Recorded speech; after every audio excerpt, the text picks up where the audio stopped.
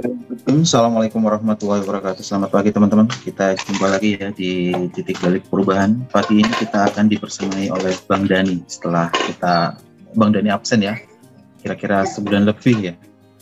Oke, sebelum kita awali titik balik, kita berdoa terlebih dahulu supaya kita dapat bagi bisa lebih berkah dan berkah. Berdoa mulai. A'udzubillahi minasyaitonirrajim. Bismillahirrahmanirrahim. Rabbi zidna ilmu warzuqna fahma birahmatika ya arhamar rahim. Amin. Bang Dani? Ya Mas, sehatkah? Sip. Ini suaraku oke ya? Halo Mas Amin. Oke. Lancar? Oke. Clear ya? Oke. Sip. Oke ya? Yuk, saya ulangi. Oh iya. Sip. Lanjut Bang. Sip, saya ulangi. Assalamualaikum warahmatullahi wabarakatuh. Selamat pagi, salam sejahtera buat kita semua ya. Nih kita jumpa lagi. Sekian lama ya, nggak lama sebenarnya kan, sebulan. Ya, jumpa kita kembali sama-sama belajar ya. Saya juga belajar, sahabat-sahabat semua di sini juga sama-sama belajar dengan mendengarkan baik kan gitu dia. Saya juga berusaha ini menyampaikannya dengan baik tentunya kan gitu dia. Tapi nanti lebih baik lagi kalau kita pelan-pelan nanti ya mengaplikasikannya, memperagakannya di kehidupan kita sehari-hari ya. Belajar begini ini kan apa ya? Bagian kita memasuki alam kesadaran Idris ya, Di kelas tasawuf kemarin saya sampaikan sedikit tentang bagaimana kesadaran Idris itu. Kesadaran Idris adalah kesadaran proses pembelajar dia berproses pembelajar. Dia akar kata itu dari Badrosan, ya drusu itu akar kata dari Idris itu. Artinya belajar apa di situ terkait dengan belajar tentang dirinya ya dan kehidupan itu sendiri gitu. Nah, maka kita tidak ada tamatnya belajar itu. Tamatnya nanti ketika kita telah berhenti menjadi orang. Berhenti jadi orang itu baru tamat tuh belajarnya. Jadi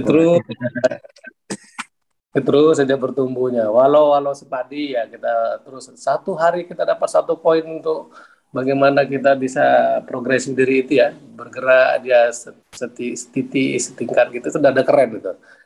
Jadi kita harus bikin satu komitmen di diri kita itu. Satu hari ini aku dapat poin apa ini dalam belajar spiritual mengenali diriku nih sampai bertumbuh kan gitu dia kan. Nah, itu harus dibangun komitmen itu setiap hari ya. Karena kita kalau nggak dibangun itu, kita dibangun oleh pikiran kita, yang itu. Nah, tapi kalau sudah bangun itu berarti sudah mulai dia hidup di berkesadaran, kan itu dia. Nah, kalau tidak dia hidup dalam di berkepikiran ya, gitu ya kalimatnya macamnya berkepikiran. Iya. Kita ini kan dari kecil itu hidup sebagai yang pikiran sebenarnya. Ya. Benar. Kalau kita cermati, kita teliti itu kita hidup sebagai yang pikiran ya. Lain pula kalimatnya dia sebagai yang pikiran. Kan itu tuh kalau kita teliti lebih ke dalam sebenarnya ya itu gitu loh. Memang seperti itu gitu kan. Contoh ini, saya beberapa hari ini kan keliling dari Semarang kemarin mau ke Batam sehingga di Pekanbaru kan ada di tempat ya, wirid itu ada anaknya sekolah gitu kan. Saya tanya, "Dek mau kemana Dek?" katanya. "Mau sekolah Om," katanya. Saya mau sekolah Om nih kalimatnya saya dulu ya.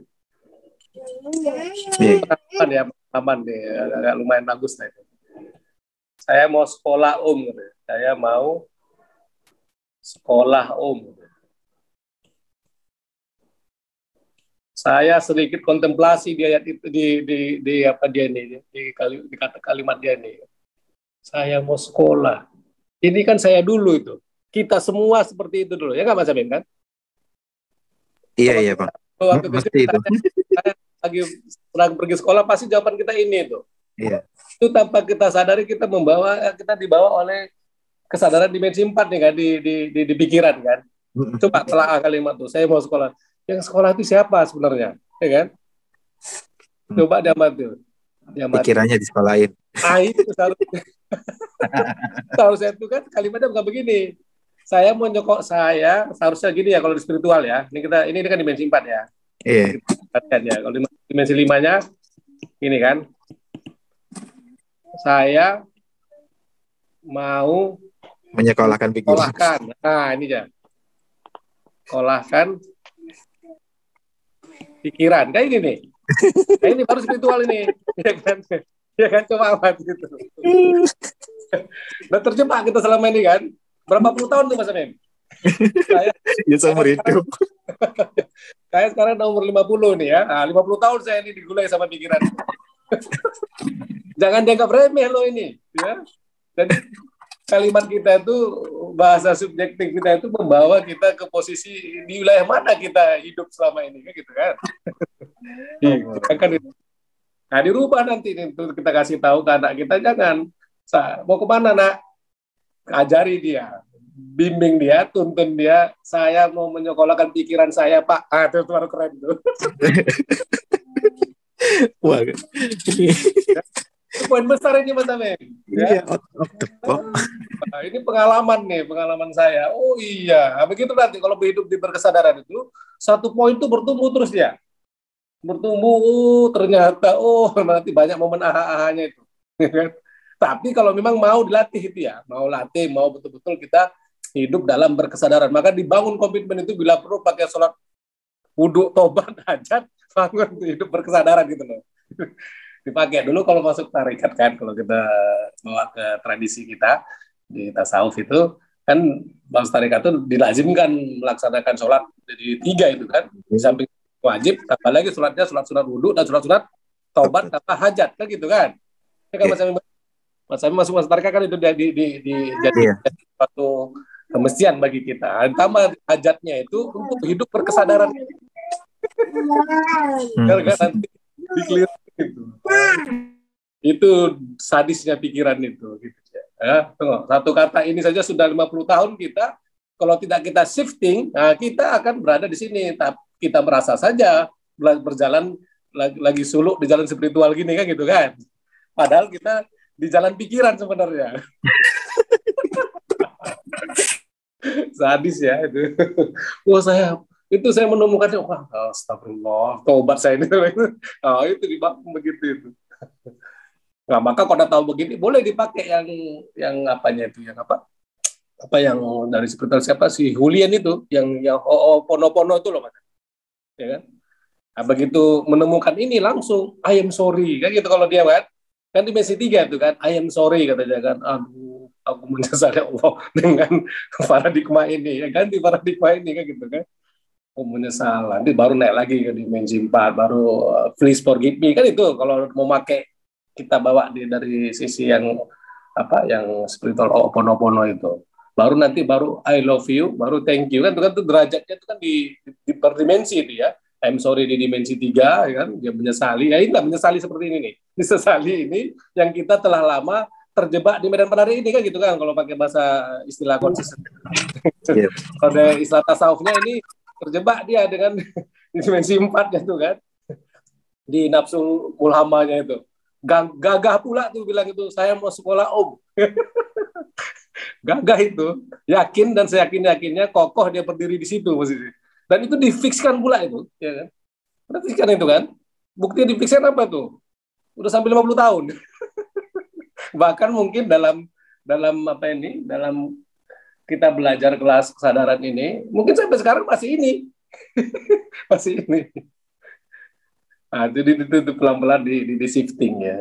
Itulah sederhana ini, itu kalau dipakai pakai kacamata epistemolog kalau istilahnya saya pinjam kalau kata Bang Asar kan, wah itu langsung itu diurai tipis-tipis dia, ternyata rapuh itu kalimat itu, kita berada di dimensi pikiran. Nah, tapi kita merasa saja sedang berjalan di jalan spiritual kan gitu.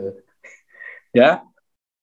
Poin pagi ini besar ini Mas Amin. Ini mulai dilatih ini untuk anak-anak kita. Ya, latih ini, termasuk anak saya juga. Tapi kalau pergi sekolah ada anak, belajar itu adalah untuk menyekolahkan pikiranmu, bukan dirimu. Dirimu tuh nggak perlu sekolah. Perlu nggak sekolah diri kita tuh Mas Amin? Enggak lah.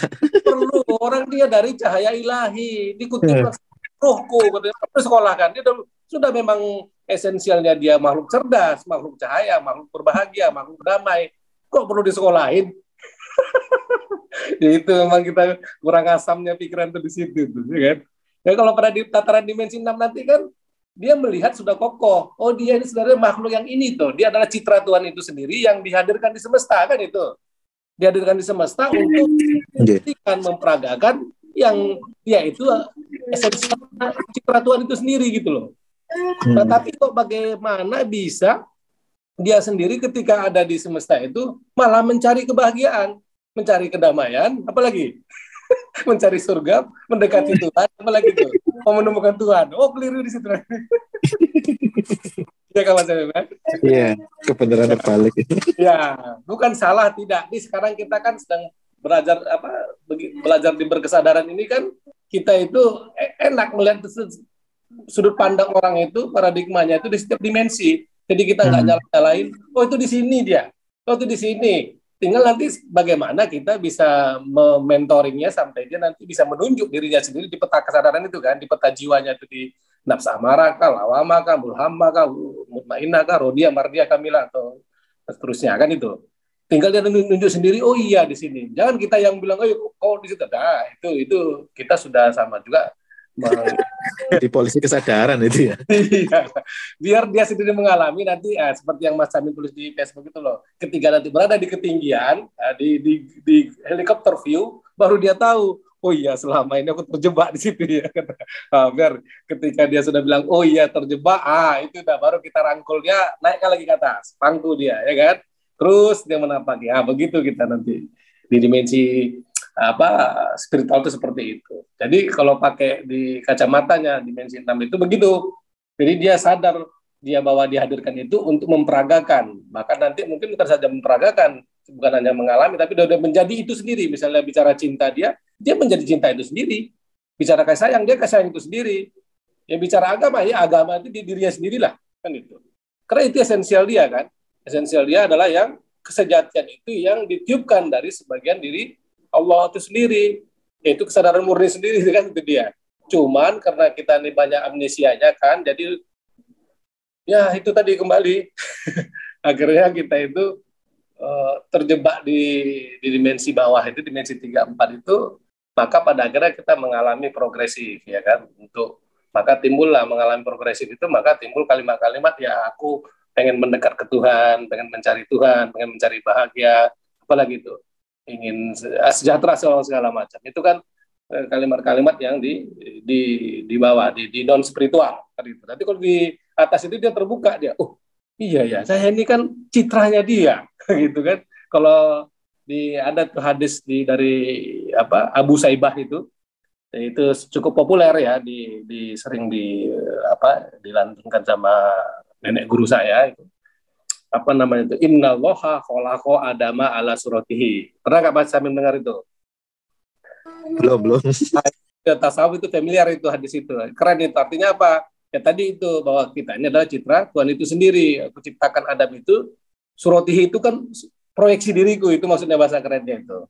Aku ciptakan rupa Adam itu seperti rupaku kan itu. Kalau arti tekstualnya. Nah, tapi kalau makna hakikatnya ya kita ini manusia ini ada tajallinya kan itu.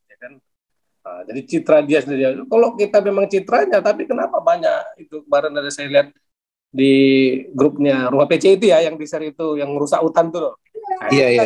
Tinggal lihat dimensinya kan. Nah, itu dimensi ini ya yang dimaksud asal dipetakan dia bahwasanya dia jangan mensamaratakan code itu gitu loh. Maksudnya itu dipetakan bagi dimensi 3 ya begitu sudut pandangnya. Kebenarannya seperti itu ya. Iya, bagi dimensi spiritual yang tidak ada Tuhan untuk berusaha. Kalau ada berarti kita otomatis sedang di bawah cara pandang kita dan paradigma kita kan itu. Enak ini. Jadi artinya sudah bisa kita tidak menjudgment, tidak menjustifikasi orang, tinggal kita melihat dari sisi epistemologinya, dia di mana duduknya ini? Posisi apa? Maka dipakailah di situ kacamata epistemolog, ya kacamata hakim itu kan. Epistemolog itu kan orangnya kan ya, tuh Bang Asar tuh ya keren dia murai tipis-tipis itu. Nah, jadi terbedakan dengan telak, terdistingsi kan itu dia. Jadi clear kita. Ya, tapi tentu kita harus bisa mengetahui dua-duanya kan untuk membedakan itu. Penyaksian itu kan begitu tuh ya, dikatakan penyaksian itu bisa membedakan mana kebenaran dan kepalsuan kan itu. harus tahu dua-duanya, ya harus tahu bedanya mana mana mana Tuhan dan bukan Tuhan kan, kan? Seperti itu contohnya begitu. Nah, oke Mas Ami, saya kira itu ya. Apa mau lanjut lagi? Mungkin pagi-pagi hari ini gitu saja, kita nggak usah lama-lama ya, tapi dapat 1-2 poin besar, wah langsung membuka itu sebenarnya kan, nah, clear. Oh iya begitu.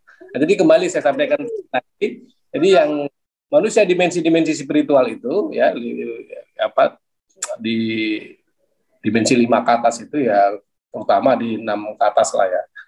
Nah itu dia sudah mulai maksudnya itu sudah kokoh berkesadarannya bahwasannya, oh iya, aku ini kan makhluk yang berbahagia, makhluk cerdas, yang ini yang tak perlu udah memang cerdas, sudah memang ini dihadirkan di semesta untuk ya orang kalau sudah isinya batinnya itu Allah, Mas Amin, tentu kan yang outputnya pun harus Allah itu, ya. Kalau isinya sayang, kalau inputnya kasih sayang itu, outputnya sudah otomatis kasih sayang gitu. Tapi kenapa kita inputnya kayak kok nggak ngerti, kan ada yang belum clear kan? Berarti banyak terkontaminasi itu. Ya, artinya ya itu yang perlu kita ini kan. Oh iya, dengan begitu kita kembali kita ilahi turjaun, kita kembali kepadanya untuk ya bertobat situ. Oh iya, aku ini tampilanmu ya Allah gitu kan. Aku ini maujudmu tentu apa yang perlu kuwujudkan. Nah, yaitu dia adalah sifat kesayang, ini adalah pendaran kasih sayang gitu. Nah, itulah di akhlak gitu kan. Pendarannya macam-macam itu. Ya, pendaran ini kan di istilah ada di filsafat perennialnya di bukunya Imam Ghazali itu dia membahas tentang surat An-Nur ayat 35 yang nurun ala nulin ya dilahu linuri mayasya itu pendaran itu disimbolkan dengan kaukabung, kaukabun itu kan ada ayatnya itu ya yang surat An-Nur 35 itu. Nanti mungkin next kelas kita babar itu ya, dari mulai miskat, misbah, kaukabung, azuzaza, baru zaitun, kan itu tuh. Itu derajat apa kan kesadaran dalam diri kita. Kalau kita bahas dari sisinya punya Imam Ghazali yang judulnya itu Miskatul Anwar. Nah, jadi yang pendarannya itu adalah pendaran kita di semesta ini, karena kita adalah esensialnya makhluk cahaya, makhluk yang berbahagia. Nah, jadi kita harus berpendar memperagakan itu, bahkan bukan memperagakan seperti yang saya katakan di awal tadi, menjadi gitu kan, menjadi kasih sayang itu sendiri. Makanya di tasawuf itu juga ya, tasawuf itu esensial ya kan, kalau kita kan ada satu tradisi kita tasawuf itu namanya rabitah kan gitu kan. Ya, rabitah itu adalah simpelnya dia begitu hadir sang mursyid itu adalah itu sebagai ada pesan dari si mursyid itu, aku nih loh tampilan kasih sayang, wujudnya Ar-Rahman gitu. Nah, maka peragakan itu sebenarnya esensial dari rabitah itu di situ. Jadi kalau kita hadir mursyid ya, kita harus sebenarnya ada pesan yang sangat-sangat fundamental yang mesti kita peragakan, bahkan kita mungkin menjadi itu. Tidak hanya mengalami, tapi prosesnya kan mengalami, latihan dulu, baru mengalami, baru nanti being kan gitu kan. Nah, ya itu diperagakan sampai menjadi itu. Karena hadirnya mursyid itu kita pesan sejatinya yang fundamental, peragakan wujudku ini gitu ya. Peragakan sifat kasih sayangku ini. Begitu dulu progresifnya kan. Baru nanti menjadi kan, itu dia. Kita enggak kan mungkin dalam laku meditasi kita wirid ya, dan musik itu hanya dapat sebagai dalam bentuk di wilayah dimensi 3-nya kan gitu kan, apa euforia aja ada fenomena begini kan gitu kan. Yeah. Sebatas itu, padahal hadirnya seorang mursyid itu di batin itu ya kesadaran ya, mursyid itu kan kesadaran itu sendiri, kesadaran murni itu sendiri. Itu harus terperagakan. Itu pesan utamanya itu. Jadi hadir mursyid itu yang menghadirkan peragaan kasih sayang itu di sekitar kita, minimal di keluarga. Dimulai dari keluarga. Nah, itu diperagakan di situ. Itu maksudnya hadirnya mursyid. Itulah dalam tradisi yang dikatakan di tasawuf itu namanya rabitah. Ya, terhubung, menggabungkan. Nah, kalau udah bergabung sama mursyid itu dan sama kesadaran murni itu, ya itu yang terperagakan. Ya inputnya ya Ar-Rahman, tentu outputnya pun harus Ar-Rahman dan itu. Nah, ini lebih dalam lagi nih Mas Amin, lebih ini lagi dia kan. Begitu sebenarnya tasawuf itu. Iya, itu sebenarnya bukan hanya tataran pada kita fenomena berbangga-bangga, oh tadi munjahir segala macam, tidak seperti itu. Itu masih harus ditumbuhkan lagi itu, ya. Jangan berkutik di situ, itu kita terjebak di medan penarik dimensi 3 itu. Ujungnya apa tuh? Yang ada bangga. Nah, lepas-lepas mengalami fenomena bangga begitu, apa? Terakhir masuk ke rumah ngeliat anak bini manyun. Ya kan? Wah, meditasi berjam-jam, zikir berjam-jam, wah tadi hadir katanya kan. Nah, begitu lihat rumah ternyata tak ada makan siang belum disiapkan, emosi kayak gitu. Wah, sarapan belum disiapkan emosi, macam mana itu kan gitu. Nah, itu perlu jadi kontemplasi kita, terutama saya juga untuk ya lebih mengurai itu dengan kacamata epistemolog gitu ya. Ya, itu Mas Amin pagi ini. Nah, tapi bolehlah saya kasih kemarin di kelas tasawuf saya ada satu putar video ya, saya lihat video ini luar biasa ya, maksudnya video luar biasa banyak ya, dan bisa melihat diri kita ini sekarang sedang di posisi apa ini kita ketika nonton video ini ya. Video ini cuma 10 menit ya.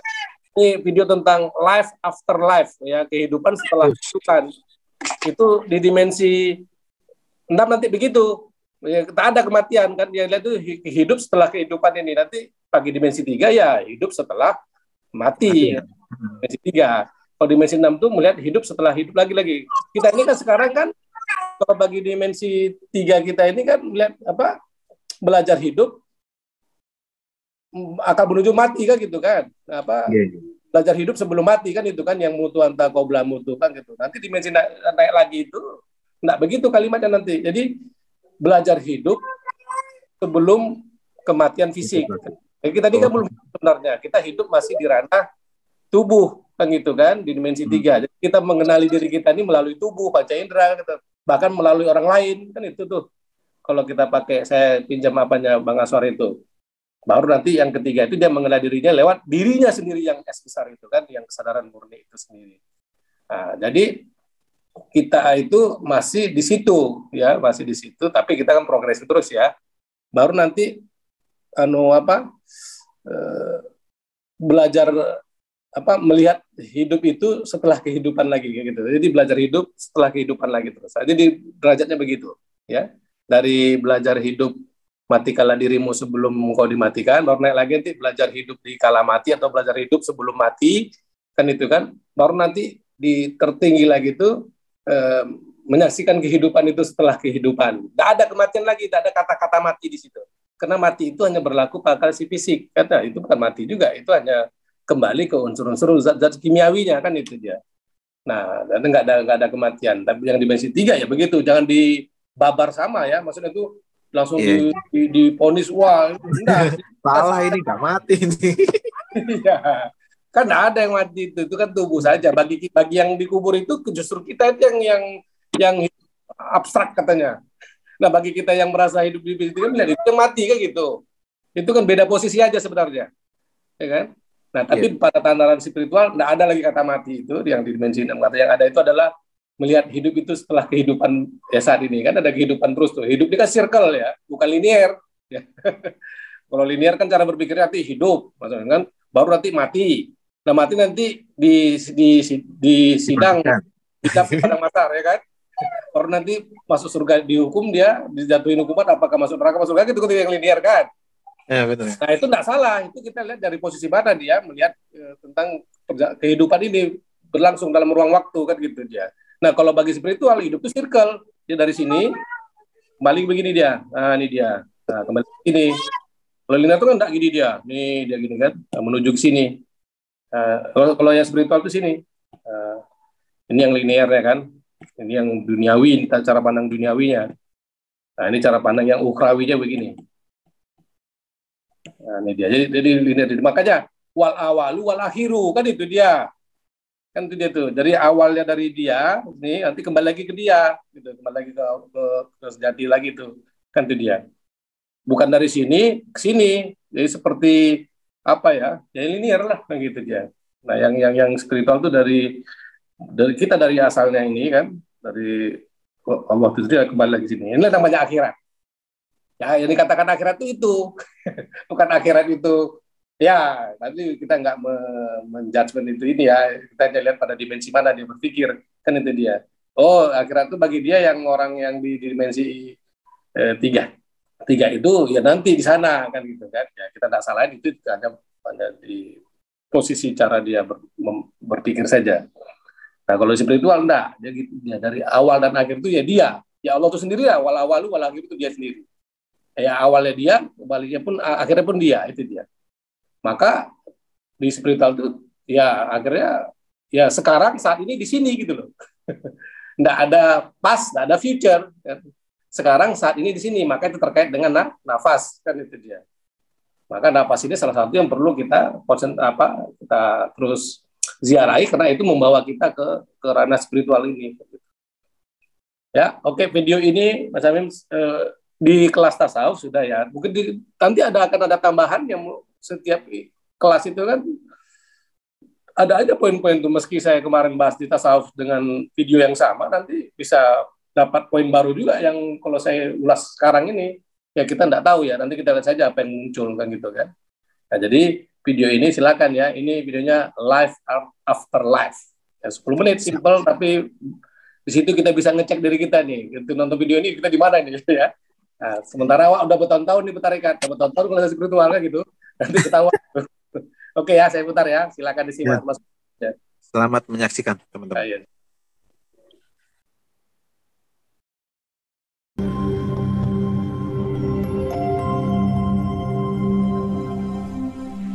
We come to this earth plane as a speck of cosmic consciousness.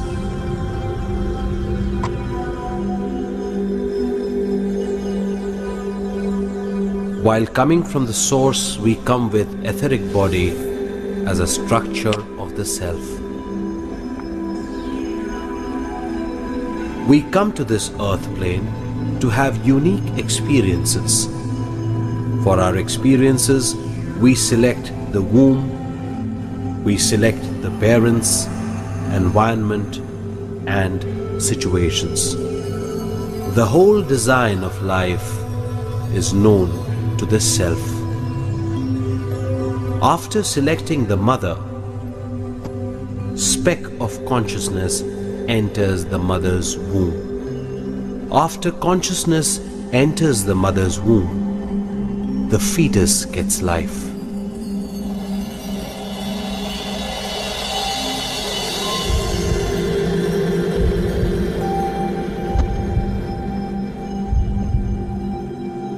The physical body takes the shape according to the cosmic energy in the etheric body and the cause.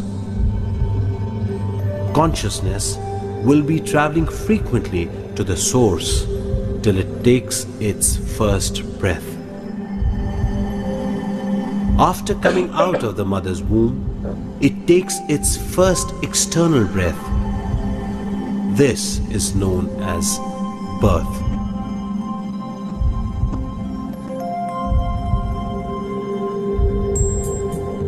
From day 1 to the age of 7, we will have awareness of the source. The mind starts taking its shape from the age of 7. It completely forms by age 14. The intellect starts its activation from the age of 14 and is fully developed by the age of 21. From the age of 21 to the age of 28, one experiences the combination of body, mind, and intellect. From the age of 28, life depends on self-knowledge. If one does not have awareness of the self, his consciousness lies in between body and mind. Because of this, misery starts. He cannot understand the situations. Things will become more critical for him. He molds himself into concealed rigidness. Rigidness blocks the cosmic flow. Due to this, he suffers physical illness, stress, and tensions. He passes his days without awareness.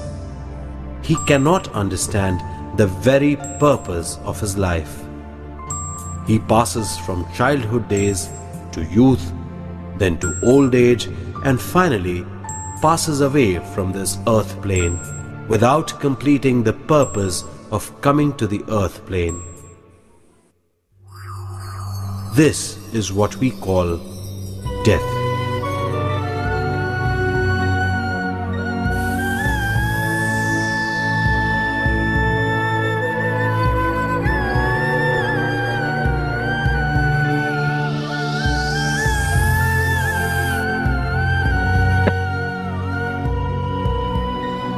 Even after death, the layer of rigid mind with wrong understanding does not allow the consciousness to reach the source.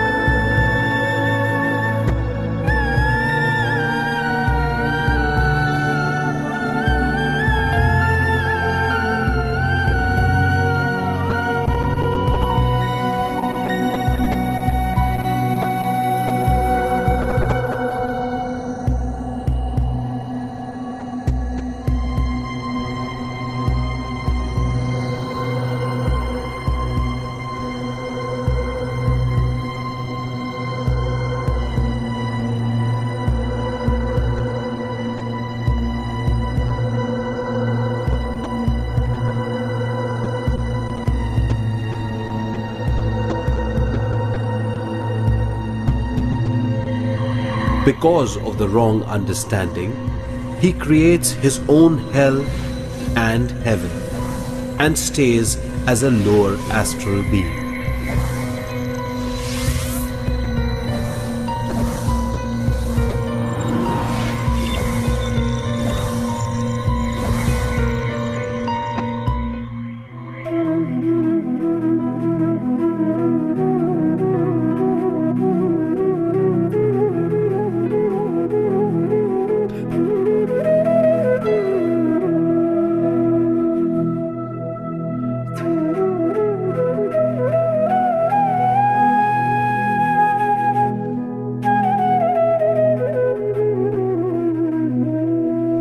If one starts one's life being with the self, one will always be blissful in all given situations.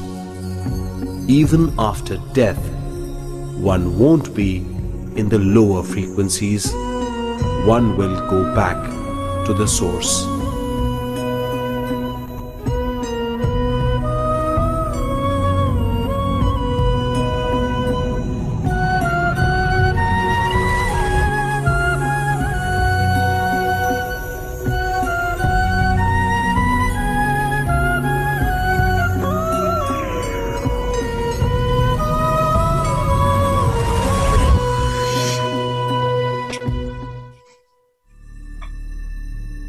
By obtaining higher knowledge through the third eye, astral travel, knowledge of birth and death, one will have perfect understanding of body, mind, intellect, self, and life force. One understands that the consciousness is a combination of energy and knowledge. Consciousness comes to this plane to gain more energy and knowledge and to create. By living all the time with this understanding, one starts getting a higher understanding about the existence of the whole creation.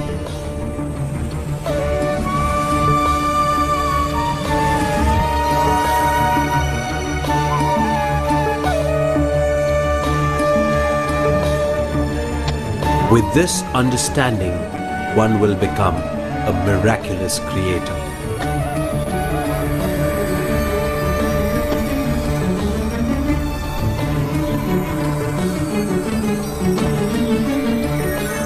Then, whatever one speaks, it manifests. Whatever one thinks, it manifests. Whatever one does, it becomes a creation. This is enlightenment.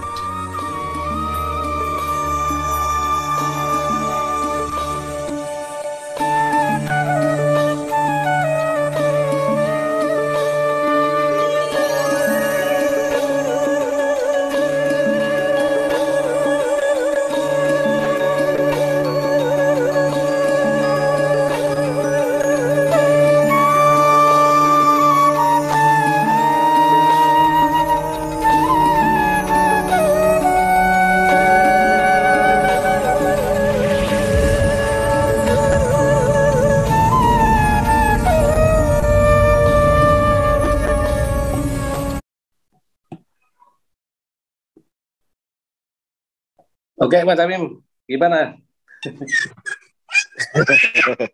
Teman-teman yang lain gimana nih? Coba bolehlah di chat ya.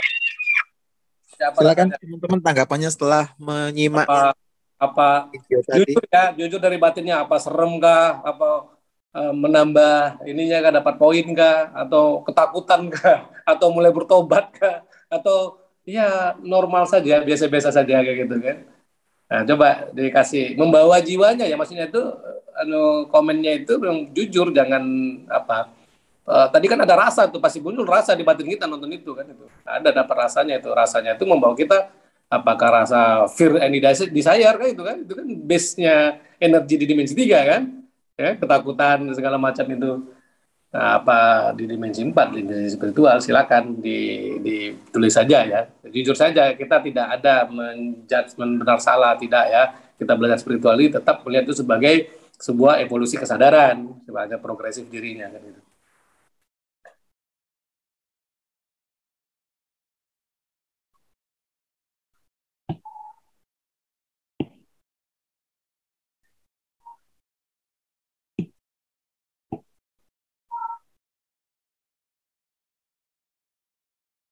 Udah apa nih? Kopi susu udah pernah lihat Bang, tapi pengen tahu caranya gimana ya bisa mengkombinasikan. Ya, bukan mengkombinasikan ya.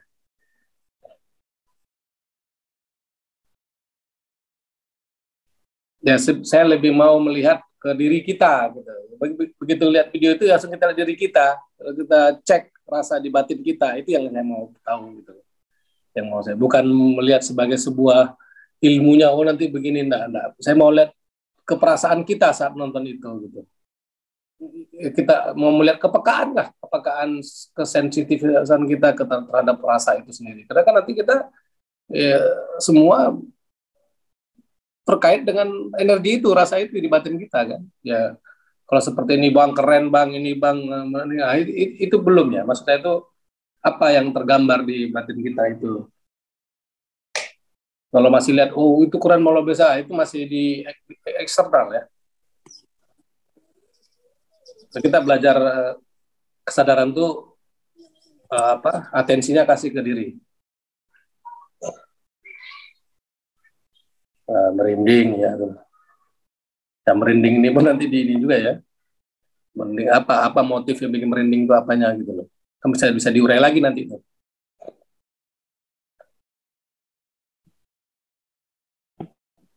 Kalau Mas Abi gimana Mas Abi? Ya, seperti yang kita pahami bahwa sebenarnya kita itu nggak berakhir setelah kematian fisik aja. Ada life after life itu. Ya, jadi memang ya di kelas tasawuf kemarin saya urai panjang gitu ya. Di sini mungkin saya dapat lagi artinya ya begitu. Artinya tadi itu kan di apa aja ya? Kita mesti tahu, saya udah tadi di awal saya katakan tuh hidup di circle. Circle itu artinya jiwa itu dia hidup itu adalah proses jiwanya untuk bertumbuh, mengembangkan dan menyempurnakan dirinya kan itu ya kan. Itu kan ada di ini ya. Saya mencoba ambil surat ayatnya ya. Saya coba tutup ini di jiwa, mana jiwa dia. Mana modelnya jiwa. Nah ini ya. Ini yang rasa.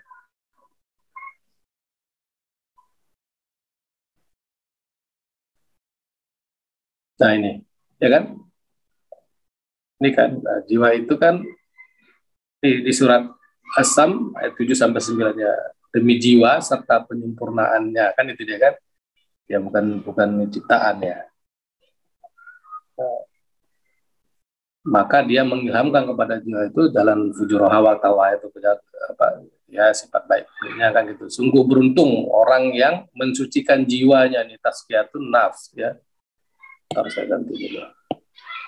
Tazkiyatun nafs. Nah, dan sungguh rugi orang yang mengotorinya. Kita hanya saya mau menyampaikan di dua ini, satu di sini, dua di sini kan.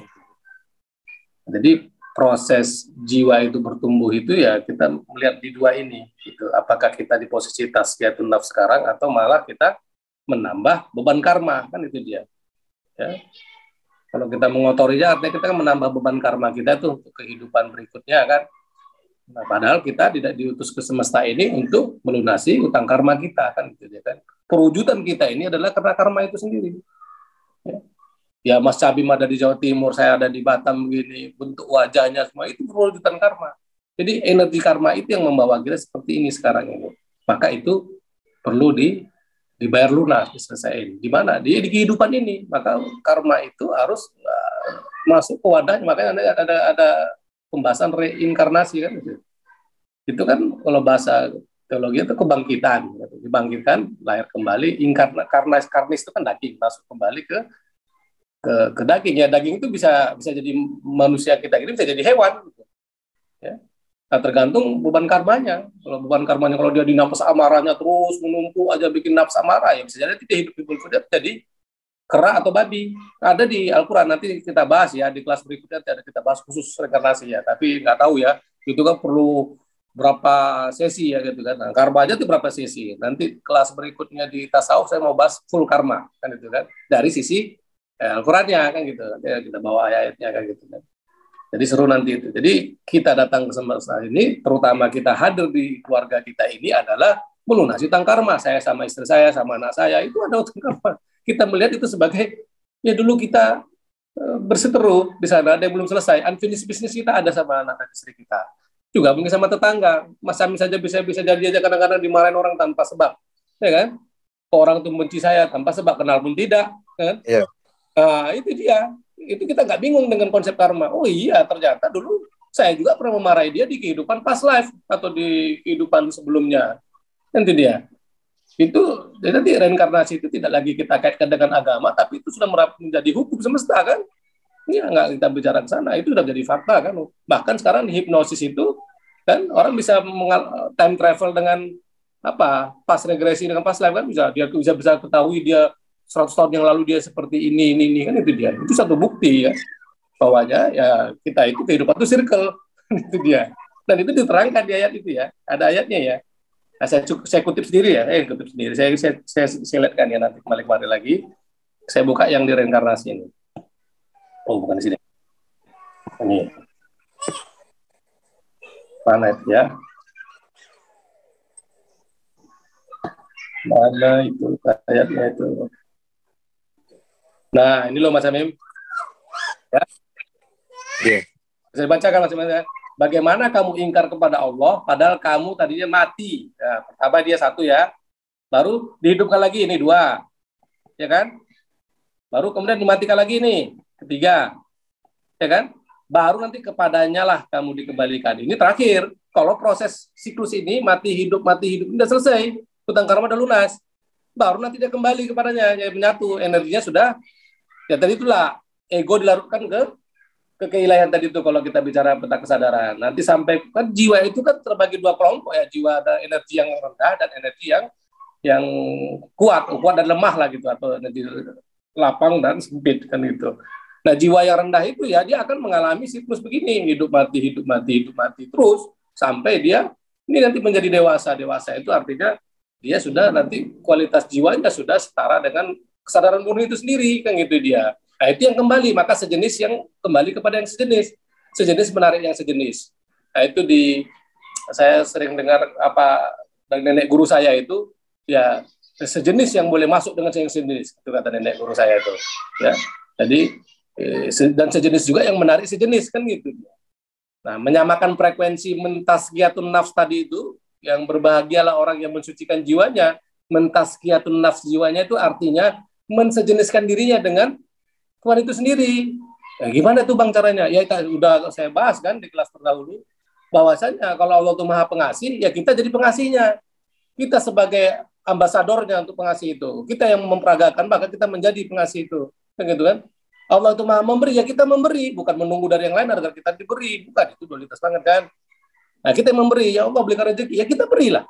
Apa, mau 5 rupiah, mau senyuman, apa segala macam. Begitu. Ya. Nah, bukan mentazkiyatun nafs itu seperti yang selama ini kita pikirkan. Mentazkiyatun mensejeniskan kita ya. Menyamakan sifatnya, menyamakan dengan frekuensinya, dengan getarannya. Nah, kita sebagai peragaannya, tajalinya, kan itu gitu.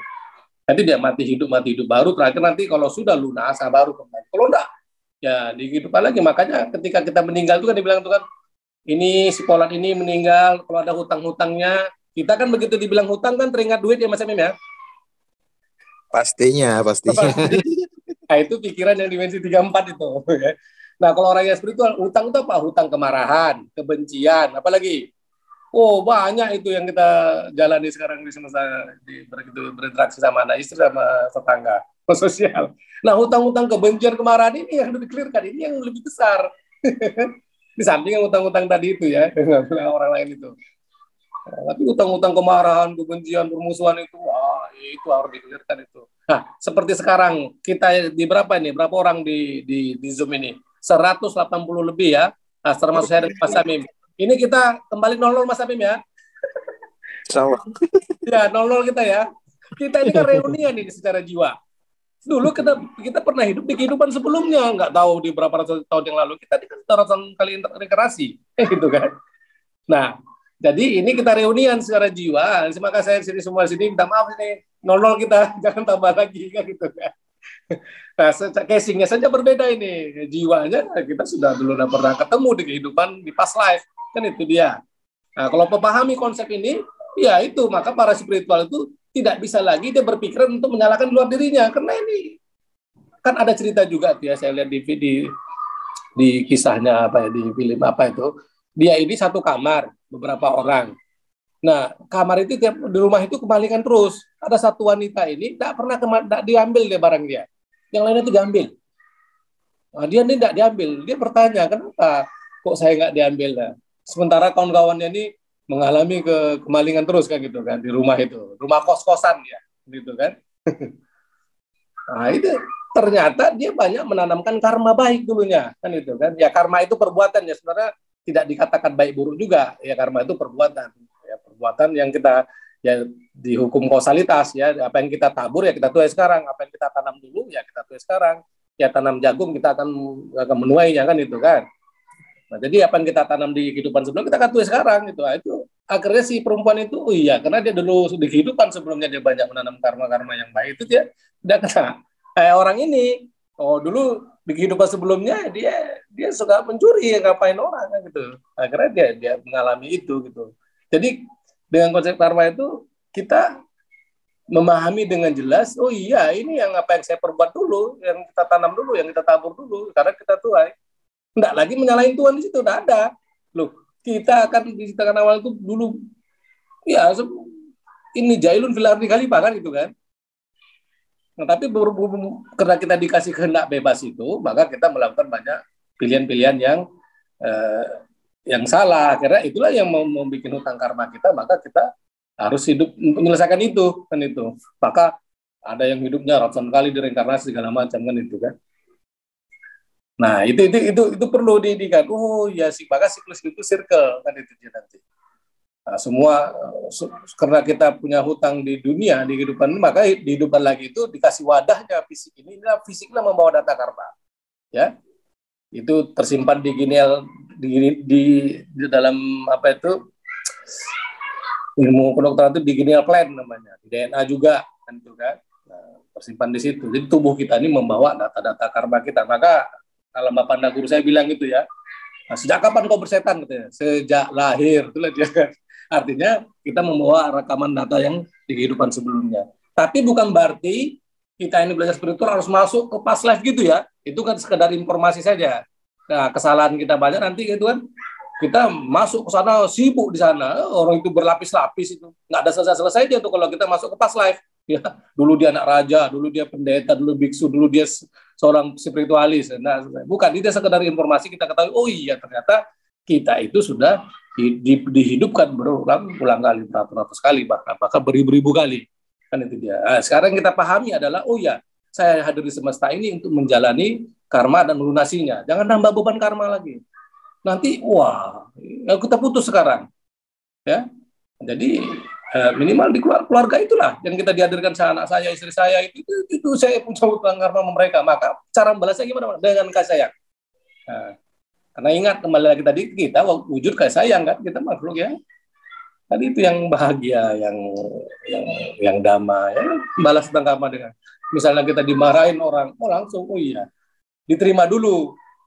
Semalam saya cerita sama ada sini Pak RT Surau, Bang Herman, saya bilang, itu bagaimana Bang kalau nanti seandainya ada misalnya lah ya, ternyata anak kita diapain orang segala macam, dicederai segala macam, apa kita melihat dengan konsep karma yang apa polos gitu kan, ya udah, oh ya itu dulu anak saya pernah dibiarin begitu, enggak gitu. Artinya kita terima dulu bahwa oh dia punya utang karma, tapi secara hukum dunia diselesaikan lah dengan baik kan tuh kan.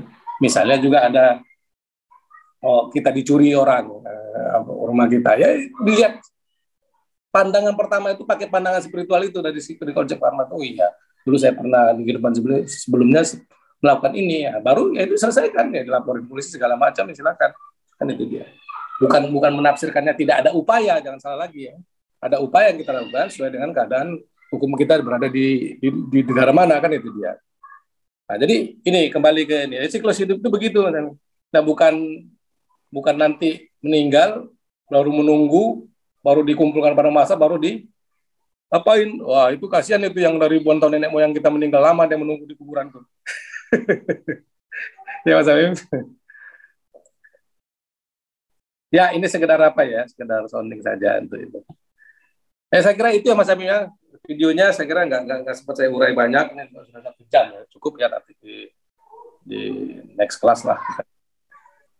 Ini boleh ada pertanyaan atau kita sudahi aja Bang? Kita kasih 2 boleh lah ya, 2 sekedar ini. Teman-teman, bagi yang mau bertanya tentang materi yang tadi, boleh tentang video atau materi yang sebelumnya disampaikan, bisa raise hand atau chat di kolom komentar ya. Kita mulai dari 0 ya. Kok mirip Pertamina ya Bang? Iya, mulai dari 0 kita kapan nih Bang, kopi susu. Cos ya, kita udah nggak ada hutang lagi ya. Silakan teman-teman. Kalau 1 menit nggak ada yang angkat tangan atau bertanya, kan saya sudahi ya. Mungkin sudah paham.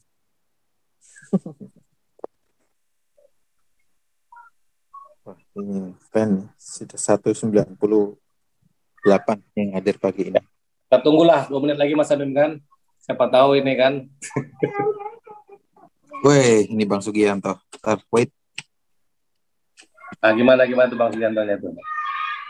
Saya sudah sembuh dan tumbuh Bang. Wah, keren ya. Digali nanti ya Mas Sugianto-nya sembuh itu dari. Silakan Bang Sugianto, open mic-nya mungkin mau.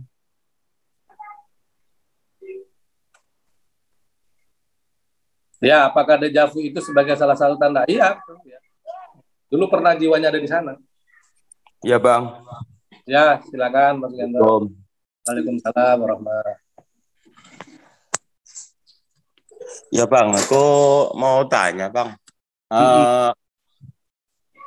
Langkah susahnya saya melampaui medan gesekan amarah dari luar, Bang. Gimana? Ulangi lagi, biar kurang jelas. Melampaui gesekan kemarahan dari luar, Bang. Iya, sebenarnya itu aja, itu pertanyaannya. Ya, Bang. Ya, oke.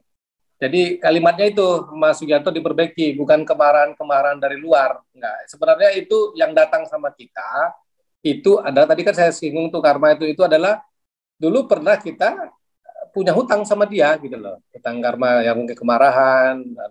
Tadi Mas Sugiarto nanya tentang kemarahan itu tuh dulu kehidupan sebelumnya Mas Sugiarto pernah memarahi, di artinya marah itu yang dilihat adalah bukan di eksternal ya, tapi adalah di dalam diri kita. Kenapa itu didampakkan? Itu cermin kan, cermin untuk Tuhan ngasih tahu loh ini kok masih dikuasai ini loh. Nah, itu dia. Nah, tapi karena kita pakai mata zahir, kita lihat orang itu yang marah sama kita. Nah, kalau pakai mata batin, oh iya, kalau Mas Sugiarto tidak ke-trigger, berarti sifat marah itu tidak menguasai kan, dia ada sebagai potensi doang, pasif. Tapi kalau begitu dia aktif, nah itu Mas Sugiarto sadari, oh iya aku lagi dikuasai ini. Nah, sadari, oh padahal aku ini kan makhluk, ini jailun fil ardi khalifah kan, aku ini makhluk yang berbahagia sebenarnya, karena kita kan dari percikan keilahian itu, sadari itu, oh iya kenapa kok aku marah kan gitu kan. Nah, padahal aku esensinya seperti ini kan, itu dia. Oh iya, ini dalam hadirnya dia di hadapanku ini untuk aku dikasih tahu Tuhan agar aku itu untuk menyelesaikan melampaui ini. Sadari dulu bahwa itu punya kita. Jujur, tanggung jawab di situ Mas Sugiartonya latih. Dan itu tidak ada yang buruk. Memang posisi di situ mau diapain? Artinya kita melihat, Mas Sugiarto harus melihat bahwa itu evolusi jiwa Mas Sugiarto. Jadi bukan jangan difikirkan, oh bisa jadi besok Mas Sugiarto lebih naik lagi kan, itu kan. Nah yang penting jangan difikskan, terus tumbuhkan. Tadi Mas Sugiarto kan bikin kalimatnya saya sudah sembuh. Nah, sembuhnya itu di bedah. Sembuh secara klinis kah, medis kah, atau sembuh secara spiritual, terutama sembuh secara pandangan paradigmanya dulu. Cara berpikirnya sembuh dulu, itu paling penting dulu. Nanti baru dia berevolusi kan. Nah, kita kalau sembuh itu kan tidak kita urai. Sembuh itu dulu, pertama itu cara berpikir sembuh dulu. Cara berpikir sembuh, ya paradigmanya berganti. Kayak tadi lah, yang di awal itu kan, nak mau kemana nak? Saya mau sekolah, mau om katanya. Nah, itu sembuhkan dulu. Sembuhnya itu gimana tuh? Oh, saya mau nyekolahkan pikiran saya, om. Nah, saya mau nyekolahkan pikiran, om. Nah, itu sembuh dia secara paradigma. Itu berganti, berbeda. Artinya sudah ada dua kan? Ada sayanya, ada pikiran. Kan itu dia. Siap, Bang. Siap. Nah, clear ya? Ya, Bang. Siap, Bang. Ya. Maju terus Mas Gato, keren. Apa-apa ya, ikut terus kelas, tanya aja apa aja, ya nanti saya coba jawab. Artinya begini, yang hadir sama kita, karena kita ini kan dalam apa ya, belajar ya, yang hadir sama kita itu semua punya hutang, dan itu cermin diri kita. Mau Tuhan nampakkan untuk kita melampauinya dan mengenalinya, mengetahuinya. Maka karma itu sebenarnya adalah tanggung jawab. Ya, bahasa simpelnya itu tanggung jawab kita, itu harus kita selesaikan dan tak bisa diwakilkan sama orang lain. Tanggung jawab itu artinya begini, oh iya, terima kasih kita sama Tuhan ditampakkan ini, Tuhan sedang mau dialog sama kita, kan enak tuh, masa kita diajak dialog, orang kita diajak di say hello aja sama pacar kita girangnya minta ampun, ya kan? Bang. Ya kan? Kekasih kita mau WA kita, bang nanti jumpa di mana ya? Oh aduh senangnya minta ampun. Ini Tuhan. Tuhan menyapa kita, lo kita kok nolak. Clear ya Mas Gato ya? Clear Bang. Satu lagi Bang. Mantapnya terus. Kalau archetype itu gimana Bang? Cara biar kita cepat melepaskan archetype itu Bang? Istilahnya kayak pernah kita masukkan ilmu-ilmu yang dari luar dulu sebelum kita masuk tarekat kan. Banyak yang ilmu-ilmu yang saya masukkan dalam diri, satu. Yang kedua, warisan-warisan ilmu dari leluhur itu Bang. Pokoknya itu jangan dilihat sebagai sebuah keburukan, itu yang pertama ya. Itu ambil tanggung jawab pribadi kita. Yang penting yang pertama tadi itu dulu, sembuh secara paradigma dulu, yang tadi itu dulu. Nggak usah Mas Sugiarto, oh gimana cara menghilangkannya, itu next, nanti situ. Ini dulu, ini prosesnya begini. Nah, nanti udah sembuh dia cara berpikirnya, paradigmanya udah berganti ke paradigma spiritual dan ke non dual, wah udah itu automatically saja. Perlu dirunut dari sini dulu Mas Gento. Ini dulu, jangan bawa kayak mana, jangan ke sana dulu, itu terlampau jauh. Ini dulu ada progresifnya yang kita ini kan kita lakoni pelan-pelan, dipraktekin gitu Mas. Ini udah keren nih Mas Gento. Ya udah keren, dan ini udah mantap lah. Tinggal jangan sampai ini ya Mas Ganto, jangan fikskan oh ganti terus bertumbuh Mas Ganto walau 1 poin, ini udah keren, saya udah keren. Itu aja dulu, pelan-pelan paradigmanya berganti dulu. Nanti paradigma itu kan nanti membawa juga posisi jiwanya naik itu. Maka ikutnya kita sering-sering belajar kelas spiritual itu salah satu untuk memperluas konteks, membesarkan wadah itu gitu loh. Memperbesar wadah itu kan wawasannya luas. Dia pakai helikopter view dan orang-orang yang udah sering piknik dalam ilmu ya. Iya, Bang. Video tadi itu kan ada apa itu pengetahuan tertinggi itu adalah knowledge itself. Ya, itu bahasa kerennya ya. Pengetahuan itu adalah diri itu sendiri, diri yang besar itu. Jadi pengetahuan itu ya itulah cahaya Tuhan itu sendiri. Pengetahuan itu cahaya. Maka kalau kita memakai konsep cahaya secara panca indera, cahaya itu apa artinya? Cahaya itu adalah dia terang sendiri dan bisa menerangi yang lain, itu. Nah, ya kan? Cahaya itu kan begitu tuh. Dia terang sendiri dan bisa menerangi orang lain. Ini cahaya secara sufistik ya, dari kacamata sufistik. Dan kita, oh apa sih kata cahaya? Itu dulu definisi yang awalnya begitu. Jadi kalau kita hadir, kita bisa menerangi yang lain, membantu yang lain, itu udah jadi cahaya kita. Mudah-mudahan Mas Gigato nanti seperti itu, kan gitu kan. Tapi kita bertumbuh dulu, kita latih dulu, berganti dulu paradigmanya, sampai nanti banyak paradigmanya di paradigma spiritual. Hadirnya Mas Gianto itu nanti kalau dia sebagai cahaya yang sudah, yang tadi yang terang sendiri bisa menerangi yang lain, ada 3 kan cahaya itu kan. Satu lagi yang benda gelap, dia hadir tapi dan menerangi yang lain, sama dirinya sendiri pun dia masih gelap. Nah, itu cahaya yang berada di Betul, Bang, betul. Ya itu. Nanti kita lihat saja di mana posisi kita. Nanti kalau cahaya yang berikutnya dia bisa menerangi, dia terang sendiri tapi tak bisa menerangi benda yang lain, sesuatu yang lain. Contoh seperti arang, gitu kan? Ada api, zat api gitu maksudnya. Ya, Bang. Dia nggak bisa menerangi yang lain gitu loh. Dia cahaya seperti bintang gitu kan. Nah, yang dimaksud cahaya yang di sufistik itu, di tasawuf itu adalah dia eksistensi yang hadir, ya, yang bisa menampakkan eksistensi yang lain. Eksistensi ini huruf besar ya, E-nya. E-nya ini, ya, Bang. Ya, ini, ntar, nggak apa-apa ya, saya kutip sedikit. Mana tadi itu? Share screen-nya hilang, Bang. Hilang ya? Hilang, Bang. Hilang ya? Oh. Kok bisa hilang?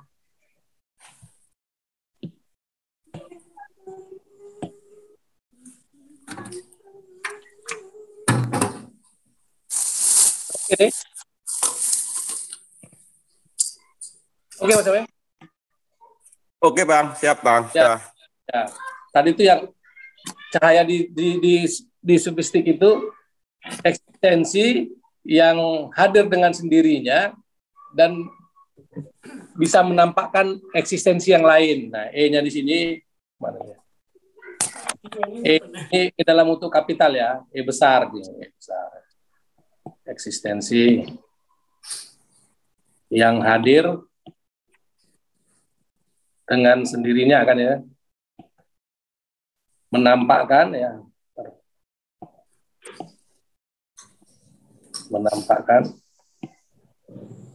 eksistensi ya, ini eksistensi yang lain gitu. E-nya huruf kecil ya, di saya tanda itu. Ini kan E-nya besar, ini E-nya kecil itu dia. Nah, ini kalau dibawa ke S besar ya S besar pada macam itu. Jadi gitu dia. Jadi orang yang berada di sini, dia hadir, dia bisa menerangi, mencahayai orang lain, dia bisa ngasih pemahaman, menjelaskan dengan baik. Itu dia, itu sudah sebagai jadi cahaya gitu. Itu maksudnya, ya. Tapi dia sendiri pun masih gelap, ya boro-boro mau ngapain orang lain, dia sendiri masih gelap. Itu dimensi 3. gitu kan. Nah, jadi cahaya itu begitu secara filsafat perennialnya lah. Jadi kita berusaha nanti masuk ke sini. Jadi yang 3 ya. Dan yang pertama tadi itu dia sebagai benda gelap saja, ya. Yang pertama tadi kan cahaya itu kan pertama itu benda gelap. Ya, benda gelap ini orang yang hidup kalau dipakai peta kesadaran itu ya dia mengenal dirinya melalui tubuh, dia mengenal dirinya melalui tubuh. Kan yang saya dapat dari Bang Anton kan begini. Nah, ini nggak bisa ini dia hanya berkutat di dimensi 3 saja, dia untuk dirinya saja pun nggak tahu dia, apalagi mau bantu orang lain kan, apalagi mau mengenali orang lain, apalagi untuk menjelaskan kepada orang lain. Dia sendiri aja pun berada di neraka itu sendiri. Yang kedua itu dia tampak sendiri, dia terang sendiri tapi tidak bisa menerangi yang lain, tapi tidak bisa menerangi yang lain, suatu yang lain. Nah, ini orang yang sudah punya pikirannya, ini sudah balik lah, dalam Islam namanya balik. Ya balik, udah mulai tumbuh akalnya, di dimensi 4 lah ya. Mau tumbuh akalnya, tapi bukan akal yang intelijensia ya akal yang inteleknya saja yang lebih hidup di lower mind ya. Yang ketiga ini yang spiritual. Ketiga ini dia terang sendiri, terang dengan sendirinya, dan tentu mampu menerangi atau mencahayai yang lain. Artinya yang ketiga itu yaitu manusia yang sudah dia mengenal diri sejatinya dan dia bisa mampu membahasakannya, menjelaskannya. Ya artinya dia mampu untuk membangunkan kesadaran orang gitu loh, membangkitkan kesadaran orang untuk ikut bertumbuh. Nah, ini yang diharapkan itu nanti kita kan yang di sini ya. Tapi ini kan progresif. Ini kan progresif nih ya. Ini kan progresif semua nih. 3 nih. Nah itu tinggal kita nanti dilatih terus, kita di mana, di posisi mana. Itu penting ya kita belajar begini sebagai proses untuk tumbuh, proses bagaimana jiwa itu nanti bisa melaksanakan program tugas dan belajarnya demi menjadi manusia yang berjiwa sempurna. Yaitu sudah ego itu sudah larut, jiwa yang rendah itu sudah larut dalam keilahian itu sendiri. Ya, situlah dia sejenis sama sejenis. Itulah dia kalau dikatakan manunggaling kaulan Gusti, itulah dia. Ya, jadi dia bergabung. Kalau air sama air di gelas ini sama air di gelas yang sebelahnya saya satukan kan bergabung tuh, Mas Gento kan. Kalau air ada di teko, saya lemparkan ke lautan, ya, karena ada teko yang dari keramik itu, dari tanah liat itu, lempar ke lautan. Dalam air yang di dalam teko itu kan saya lempar di lautan itu, kalau pecah tekonya, gabunglah dia. Gabung. Nah, kita nggak tahu lagi tuh mana yang awal sama mana yang akhir. Udah sejenis. Kita dikatakan di dimensi spiritual yang tadi di awal saya sampaikan di kelas itu, ya kita itu sebenarnya. I am that. Gitu. Ya, kita itu. Kita adalah kesadaran murni. Karena memang kita itu ditiupkan dari bagian dirinya kan. Kita ini percikan keilaian. Nah, tapi kan karena kita mengalami dengan dikasih kehendak bebas kita menjatuhkan pilihan yang banyak yang keliru, pada akhirnya kita berproses untuk melarutkan itu. Ya, dengan dikatakan tadi menjalani karma-karmanya. Terus sampai nanti larut dia selesai, disitulah baru boleh dikatakan innalillahi wa inna ilaihi rojiun. Sudah dia kembali kepadanya karena sudah sejenis. Ya, oke ya Mas Ganto ya. Siap Bang, siap. Terima kasih banyak Bang. Sip, sama-sama maju terus. Oke ya Mas Amim, clear ya? Ya, cukup. Ya cukup ya. Oke, terima kasih Bang Dani. Terima kasih teman-teman. Teman-teman yang mungkin belum join di kelas tasawufnya Bang Dani dan pengen join, silahkan japri saya atau langsung Bang Dani ya. Kita bertemu di titik balik perubahan besok pagi insya Allah. Assalamualaikum warahmatullahi wabarakatuh. Terima kasih teman-teman. Waalaikumsalam warahmatullahi wabarakatuh Bang. Terima kasih Bang.